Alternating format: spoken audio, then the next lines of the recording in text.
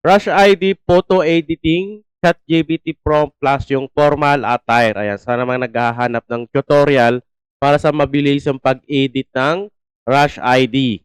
Itong tutorial natin guys para sa mga bumili or gusto pang bumili ng ating Rush ID formal attire. So meron tayo ditong binebenta, napakadami nito at murong-mura lang din. So nasa 140 pieces siya. Ayan yung mga formal attire suit natin. Meron pang babae, pang lalaki, meron siyang mga toga. So marami yan guys, ayan o. Ayan, para dito sa ating formal attire para sa ating Rush ID. Para sa mga gustong bumili at naghahanap ng ating formal attire, so dito lang yung sa website natin guys, sa bagong-bagong website natin. So i-click nyo na lang yung link dyan sa description or sa comment section. So pag kinilik nyo yan, ito yung lalabas dyan. Ayan. So meron tayong Canva template, Google Sheets, Microsoft Word template, Excel, at yung ChatGPT prompt natin. So marami yan guys. So ayan. So click nyo lang yan, yung ating bestseller, yung popular product natin. Ayan, so pinakababa yung latest tutorial natin. So dito makikita yung mga tutorial natin tungkol sa printing business. So gagawin natin dyan, i-click lang natin yung PNG files. So click na lang natin tong search button kasi pag marami, hindi mo kaagad makikita yan. So click lang natin Rush ID. Ayan, so search lang natin. So lalabas na dito yan guys.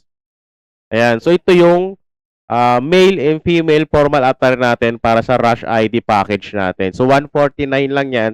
140 pieces na yan. So, yun yung pinakita natin kanina. Ayan. So, madami yan guys. So, gagawin mo dyan, i-click mo lang yung buy now. Ayan. So, proceed to checkout lang. So, mamaya, ituturo natin kung paano mag-checkout. So, unahin muna natin yung tutorial natin para sa ating Rush ID. So, click lang natin ulit tong home. I-click lang natin ulit tong pinaka-categories niya. Ayan. So, ChatGPT prompt. Ayan. So, meron tayong prompt dito guys na dalawang klase. So, meron siyang pang graduation. Gamit yung prompt na ito at yung formal attire natin. So, nandun din yun eh. Tapos, itong Rush ID photo natin na for female and female. So, pag kinilik mo yan, ayan. So, ayan, no? Ayan. So, Rush ID yan na prompt. So, gagamitin natin yan at ituturo natin kung paano siya gawin.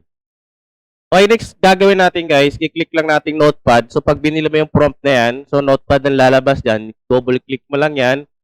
So, lalabas yung pinaka-prompt natin. So, meron siyang pang lalaki at pang babae. So, kakopy lang natin tong pang lalaki. Ayan. So, copy lang natin yan.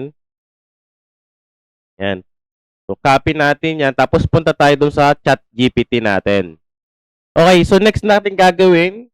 Ayan, so create lang kayo ng account sa ChatGPT para sa mga wala pang account. So, kung meron ka ng account, i-click mo lang yan. So, lagay lang natin yung pinaka-picture natin. So, ito yung gagamitin natin sample. Ayan. So, dapat naka-portrait, straight yung head niya dyan sa body niya or dyan sa shoulder niya para maganda yung pinaka-output niya. Ayan.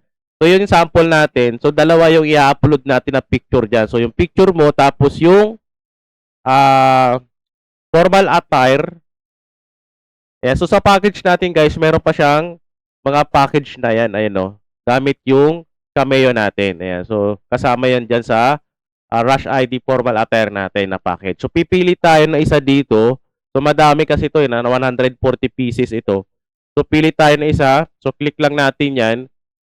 Ayan. So, dalawa na yan. So, itong prompt nito, gagana lang to dito sa ating dalawa natin na picture. Gamit yung Rush ID formal attire natin. Ayan. So, click lang natin yan. I-paste natin yung prompt na kinapi natin kanina. Ayan. So, paste lang natin. So, ano ko muna ulit siya? Ika-copy ko muna.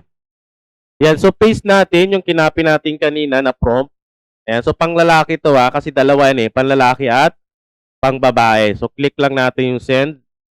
Yan. So, hintayin lang natin yung mag-create siya ng image para dun sa ating prompt na nilagay. Tapos yung dalawang picture na formal attire at tapos yung picture nga natin. Yan. So, dalawang picture dapat ang kailangan dyan para mag-work itong prompt natin. So, yung prompt natin guys, available yan sa website natin. So, mura lang din yan para sa mga naghahanap ng pang Rush ID natin. Lalo sa mga may printing business. So, malaking tulong ito para mabilisan lang sa paggawa ng Rush ID photo natin. So, optional lang din naman yan para sa may mga gusto ng ganitong output gamit yung prompt natin sa ChatGPT. Tapos yung formal attire natin.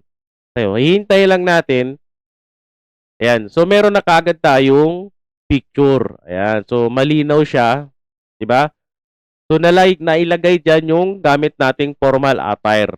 Ayan, no? Yung suit natin. Tapos yung picture nung nilagay natin. Ayan. So, itry nyo na lang din. Ayan. Para sa mabilisang customer natin sa printing business natin.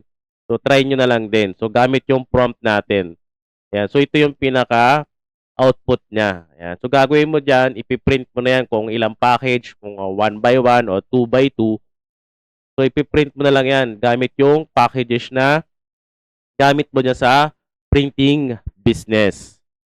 Okay, so paano nga ba bumili or mag-avail ng ating Rush ID prompt natin or Rush ID formal attire natin dito sa website natin? So, gagawin nyo lang, i-click nyo lang yung link dyan sa description or sa comment section. So, ito yung lalabas dyan, yung pinaka-website natin. Ayan. So, gagawin natin dyan guys, i-click lang natin yung PNG natin or yung prompt natin. Ayan. So, marami namang menu yan dyan. So, click natin tong PNG files para lumabas yung search bar. So, click lang natin yan. I-type natin yung hinahanap natin, Rush ID. So, lalabas naman yan dyan. Ayan. So, ito lalabas yan dyan. So, unahin natin itong male and female formal attire natin na for Rush ID package para sa mga gustong bumili. So, i-click lang natin yan. Ayan. So, add to cart lang natin. Ayan. So, add to cart lang natin siya. Tapos, punta tayo dito sa pinakababa. Yung categories, makikita nyo naman dyan. Ayan o. Or kaya, i-search mo na lang dito.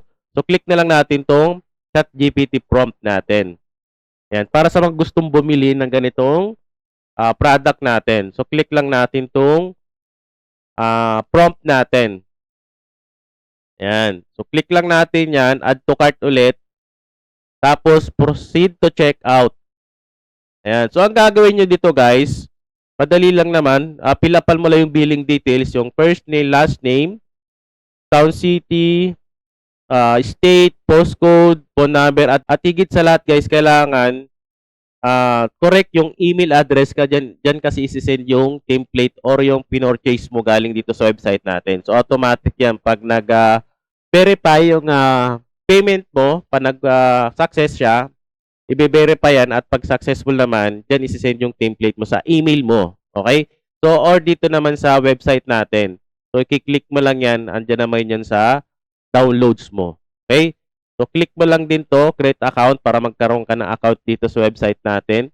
So, dito sa pinakababa, yung payment method natin, scan to pay via GCash, Maya, QR Page, at any e-wallet. So, kahit anong e-wallet yan gamit mo sa phone, pwedeng-pwede yan. So, gagawin mo dyan, i-click mo lang to, I have read. Ayan. Tapos, i-scan mo muna itong QR PH natin or QR code natin para sa payment. Ayan. So, scan mo lang yan, lalabas yung amount kung magkano, ilagay mo, screenshot mo yung payment mo, tapos i-click mo tong browse files, diyan mo i-upload yung screenshot mo ng payment. So, pag na-upload mo na, i-click mo lang tong place order. So, automatic na yan.